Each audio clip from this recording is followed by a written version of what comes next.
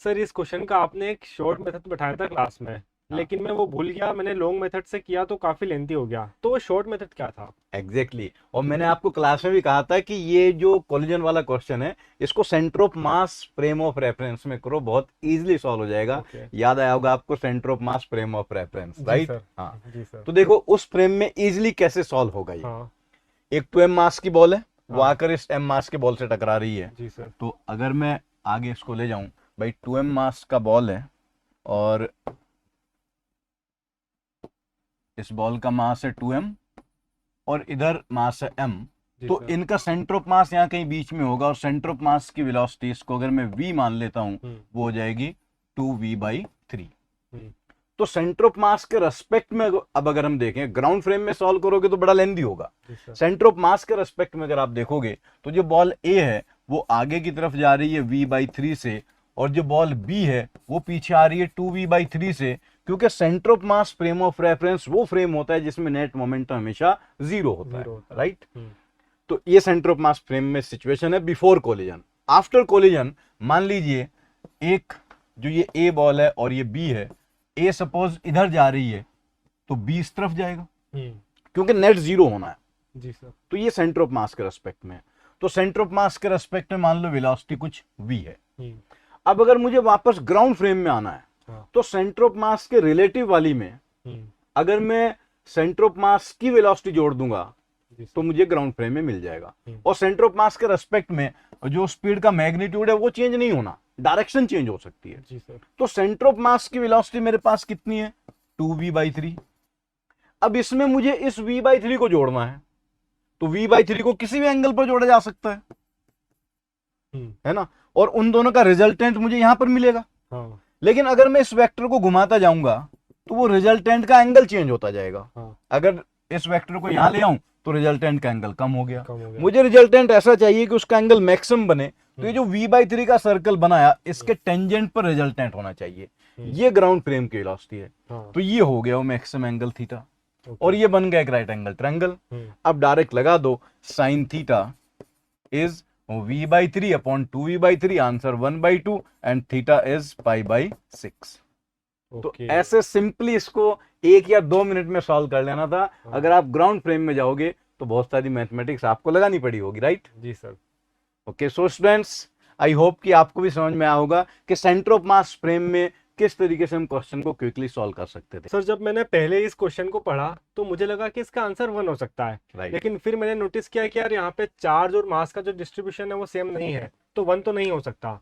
लेकिन जब मैं इसको सोल्व करने गया तो काफी ज्यादा लेंदी हो गया, तो इसको शॉर्ट में कैसे कर सकते हैं? एग्जैक्टली ये आप लोगों को क्लास में बताया गया था कि वो जो फॉर्मूला जी है सर। μ/L Q/2m होता है, डायरेक्ट वहां लगता है जहां पर मास और चार्ज डिस्ट्रीब्यूशन सेम सेम हो। हो। लेकिन इसमें क्या है कि कंडक्टिंग सॉलिड स्फीयर है, तो मास तो पूरे में भरा हुआ है लेकिन चार्ज केवल सरफेस पर है। जी सर। तो आपने जो सॉल्व किया होगा, आपने कुछ ऐसा कंसिडर किया होगा कि भाई यहां पर जो स्फीयर बना, उस स्फीयर का मैग्नेटिक मोमेंट कैलकुलेट करने के लिए आपने यहाँ कोई एलिमेंट कंसिडर किया होगा, फिर उसको इंटीग्रेट किया होगा। हाँ सर। तो ये नहीं करना था। ओके। इसका क्लास में भी आपको बताया गया, तो वो आप भूल गए।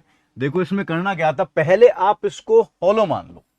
ओके। तो अगर आप इसको हॉलो स्फीयर मान लोगे तो अब आप कह सकते हो कि μ/L का रेशियो Q/2m होगा, होगा। If it is hollow. और अगर ये हॉलो है तो म्यू की वैल्यू आ जाएगी Q/2m इंटू L, और हॉलो का एंगुलर मोमेंटम होगा I ओमेगा। तो I की मैं वैल्यू रख दूं तो Q/2m into 2/3 mr² omega. So magnetic moment आ गया 1/3 Q/r² ओमेगा। ये तो मैग्नेटिक मोमेंट सॉल्व कर लिया। लेकिन एंगुलर मोमेंटम जब हम कैलकुलेट करेंगे उस केस में तो सॉलिड है, और सॉलिड का एक्चुअल में एंगुलर मोमेंटम होगा 2/5 mr² ओमेगा। अब दोनों को अगर मैं डिवाइड करूंगा μ/L तो वैल्यू आ जाएगी, जब μ/L करेंगे तो ये आएगा Q/r² ओमेगा बाई 3, और यहां पर करेंगे 2/5 mr² ओमेगा, तो r² ओमेगा कैंसिल हो गया, ये आ गया 5/3 Q/2m। तो आंसर इज 5/3। 5/3। इसमें कोई इंटीग्रेशन नहीं करना था। हाँ। जैसे ही आप इंटीग्रेशन में फंस जाओगे तो क्वेश्चन लेंदी चला लेंदी हो जाएगा, जाएगा। और जो टाइम लगना था वो बहुत एक्सपेंड हो जाता है। हाँ।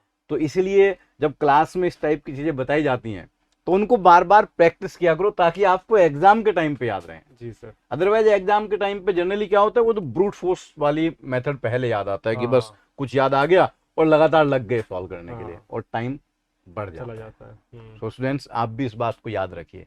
ओके। सर जब मैंने क्वेश्चन सॉल्व किया तो YDSC तो हो गया सॉल्व, लेकिन कहीं ना कहीं मुझे देखने में लगा कि कहीं थिन प्रिज्म का इसमें कॉन्सेप्ट लग सकता है, तो उससे कैसे सॉल्व होगा? हाँ, थिन प्रिज्म आपको क्लास में बताया गया था, और उस टाइम पर ये बताया था कि ये YDSC में भी यूज होता है, जी सर। और फ्रेस्नेल बाइप्रिज्म में यूज होता है, और कई बार ऑप्टिक्स में इमेजेस बनाने में भी यूज होता है। ओके। तो इसको आप प्लेन पाथ डिफरेंस वगैरह ना करके आप थिन प्रिज्म के कंसेप्ट से भी सॉल्व कर सकते थे। देखो करना क्या था, जो भी थिन प्रिज्म होता है, हमें पता है कि ये अगर थिन प्रिज्म है तो इस पर लाइट रे जब इंसिडेंट होती है उसको अपने बेस की तरफ मोड़ देता है, और इसका जो डेविएशन होता है वो होता है म्यू माइनस 1 इंटू ए। इतना डेविएशन होता है।